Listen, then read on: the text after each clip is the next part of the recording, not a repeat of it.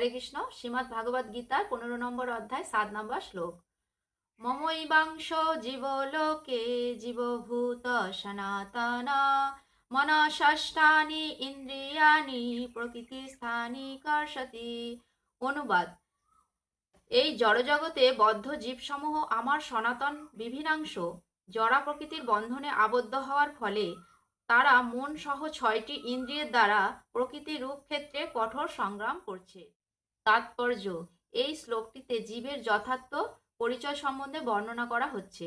সনাতনভাবে জীব হচ্ছে ভগবানের অতি ক্ষুদ্র বিভিন্নাংশ। এমন নয় যে বদ্ধ অবস্থায় জীব স্বতন্ত্র হয়ে পড়ে এবং মুক্ত অবস্থায় সে ভগবানের সঙ্গে একীভূত হয়ে যায়। সনাতনভাবেই জীবসত্তা ভগবানের অতি ক্ষুদ্রাতি ক্ষুদ্র অংশস্বরূপ। সনাতন কথাটি এখানে স্পষ্টভাবে উল্লেখ করা হয়েছে। বৈদিক বর্ণনা অনুসারে ভগবান নিজেকে অনন্ত রূপে প্রকাশ করেন, যার মুখ্য প্রকাশকে বলা হয় বিষ্ণু তত্ত্ব এবং গৌণ প্রকাশকে বলা হয় জীবসত্তা। পক্ষান্তরে বলা যায় যে বিষ্ণু তত্ত্ব হচ্ছে ভগবানের স্নাংশ প্রকাশ এবং জীবসত্তা হচ্ছে বিভিন্নাংশ প্রকাশ। তার স্নাংশ প্রকাশে তিনি রামচন্দ্র, নৃসিংহদেব, বিষ্ণুমূর্তি এবং বিভিন্ন বৈকুণ্ঠ লোকের অধীশ্বর আদি নানা রূপে প্রকাশিত হন। বিভিন্নাংশ প্রকাশ জীবসমূহ ভগবানের নিত্য দাস। তেমনই বিভিন্নাংশ জীবেদেরও স্বতন্ত্র পরিচয় রয়েছে। ভগবানের ক্ষুদ্রাতি ক্ষুদ্র অংশ হবার ফলে ভগবানের গুণাবলীর অনুসদৃশ অংশ জীবদের মধ্যে রয়েছে, যার মধ্যে স্বাতন্ত্র্য হচ্ছে একটি। স্বতন্ত্র আত্মারূপে প্রতিটি জীবেরই ব্যক্তিগত স্বাতন্ত্র্য ও ক্ষুদ্র স্বাধীনতা রয়েছে। সেই ক্ষুদ্র স্বাধীনতার অপব্যবহার করার ফলে জীবাত্মা বদ্ধ হয়ে পড়ে এবং স্বাধীনতার যথাযথ সদ্ব্যবহার করলে সে সর্বদা মুক্ত থাকে। উভয় ক্ষেত্রে সে পরমেশ্বর ভগবানের মতো গুণগতভাবে নিত্য। মুক্ত অবস্থায় সে জড়জগতের পরিবেশ থেকে মুক্ত এবং সর্বদাই ভগবানের অপ্রাকৃত সেবায় যুক্ত। বদ্ধ অবস্থায় সে জড়া প্রকৃতির গুণের দ্বারা প্রবাহিত থাকে এবং অপ্রাকৃত ভগবৎ সেবার কথা ভুলে যায়।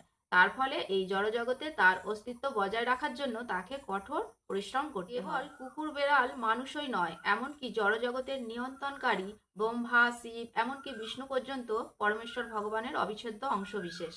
তারা সকলেই নিত্য, তাদের প্রকাশ সাময়িক নয়। এখানে কর্ষতি কথাটি খুব তাৎপর্যপূর্ণ। বদ্ধ জীব যেন লৌহ শৃঙ্খলের মতো অহংকারের দ্বারা শৃঙ্খলিত এবং তার মন হচ্ছে তার মুখ্য প্রতিনিধি, যে তাকে জড় অস্তিত্বের দিকে ধাবিত করছে। মন যখন সত্ত্বগুণে অধিষ্ঠিত থাকে তখন তার কার্যকলাপ শুদ্ধ হয়। মন যখন রজগুণে অধিষ্ঠিত থাকে তখন তার কার্যকলাপ পীড়াদায়ক হয় এবং মন যখন তমগুণে থাকে তখন সে নিম্নতর প্রজাতি রূপে বিচরণ করে। এই শ্লোকে এটি স্পষ্টভাবে বোঝা যাচ্ছে যে বদ্ধ জীবাত্মা মন ও ইন্দ্রিয় সমন্বিত জড়দেহের দ্বারা আবৃত এবং সে যখন মুক্ত হয় তখন এই জড় আবরণ বিনাশ প্রাপ্ত হয়, কিন্তু তার স্বরূপ সমন্বিত চিন্ময় দেহ নিজস্ব সামর্থ্যে প্রকাশিত হয়। যখন জীবাত্মা তার জড় আবরণ পরিত্যাগ করে চেতন জগতে প্রবেশ করেন তখন তার চিন্ময় শরীর পুনরুজ্জীবিত হয় এবং তার চিন্ময় শরীরে তিনি পরম পুরুষোত্তম ভগবানকে প্রত্যক্ষভাবে দর্শন করেন। তিনি তার সঙ্গে মুখোমুখি হয়ে কথা বলতে পারেন, তার কথা শুনতে পারেন এবং যথাযথভাবে পরম পুরুষোত্তম ভগবানকে উপলব্ধি করতে পারেন। স্মৃতিশাস্ত্রেও জানতে পারা যায় যে বসন্তি যত্র পুরুষা সর্বে বৈকুণ্ঠ মূর্তয়। বৈকুণ্ঠ লোকে সকলেই পরম পুরুষোত্তম ভগবানের মতো রূপ নিয়ে বিরাজ করেন। সেখানে বিষ্ণুমূর্তির প্রকাশ এবং তার বিভিন্নাংশ জীবাত্মাদের দেহের গঠনে কোনো পার্থক্য নেই। পক্ষান্তরে বলা যায় জীব মুক্ত হলে পরম পুরুষোত্তম ভগবানের কৃপায় দিব্য শরীর প্রাপ্ত হন। এখানে মমৈবাংশ কথাটি অত্যন্ত তাৎপর্যপূর্ণ। পরমেশ্বর ভগবানের অনুসদৃশ অংশ কোনো জড় পদার্থের ভাঙা অংশের মতো নয়। দ্বিতীয় অধ্যায়ে আমরা ইতিমধ্যেই জানতে পেরেছি যে আত্মাকে খণ্ড খণ্ড করে কাটা যায় না। এই অনুসদৃশ অংশকে জড়বুদ্ধি দিয়ে উপলব্ধি করা যায় না। এটি জড় পদার্থের মতো নয় যা কেটে টুকরো টুকরো করা যায় তারপর আবার জোড়া লাগিয়ে দেওয়া যায়। সেই ধারণা এখানে প্রযোজ্য নয়, কারণ এখানে সংস্কৃত সনাতন নিত্য কথাটি ব্যবহার করা হয়েছে। ভগবানের অনুসদৃশ অংশগুলিও নিত্য। দ্বিতীয় অধ্যায়ে প্রথম দিকে এটিও বলা হয়েছে যে প্রতিটি দেহে ভগবানের অনুসদৃশ অংশ আত্মা বর্তমান থাকে।